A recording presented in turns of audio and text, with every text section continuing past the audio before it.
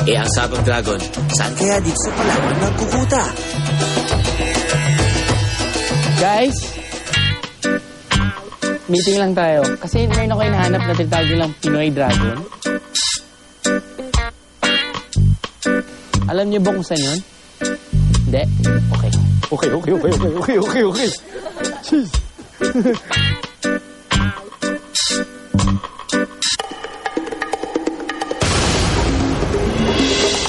Araw na tayo naghahanap, kuya. Oo.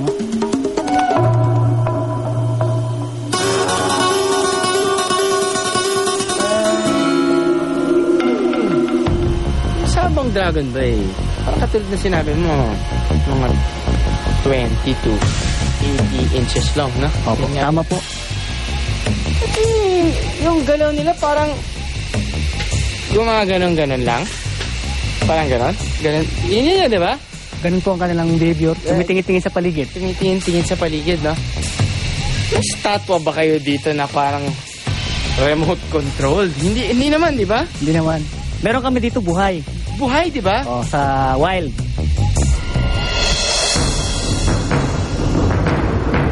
Ayun, yun, di ba? Yan, di ba? Pwede ba natin dito?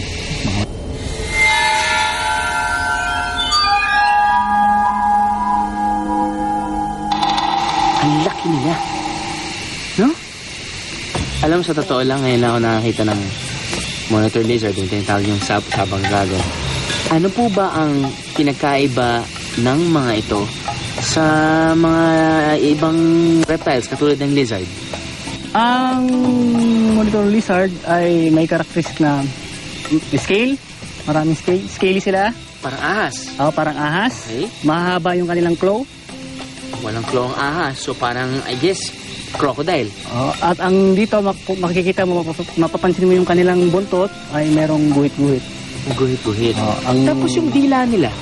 Ang dila po nila ay parang pork style. Parang ahas. Parang ahas.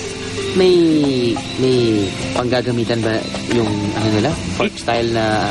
Meron pong gamit yung dila. Isa po yun sa defense mechanism nila. Makikita nyo lumalabas yung dila. So, ang nangyayari dito, sinasampulan niya yung hangin. May mga chemicals kasi na mga nakalutang sa hangin. Ito yung sinasampulan ng dila. Tapos pagka na-process na ng utak niya, malalaman niya kung anong mga malapit sa kanya. Sa pagpasok muli ng dila, tatama ang dulo ng dila sa tinatawag na vomeronasal organ. Ang vomeronasal organ ay yung dalawang butas sa itaas ng bibig na dumidiretso sa utak. Ang mga nasagap na particles ng dila ay dito napupunta.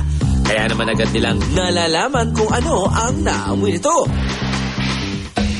Meron ba silang parang ahas na may venom na kapag nakagat ka medyo delikado o... Meron po yung kanilang saliva. Saliva? Opo, yung laway po. Yun, toxic yun. Opo. Generally, lahat ng monitor lizards ay may bakterya ang laway.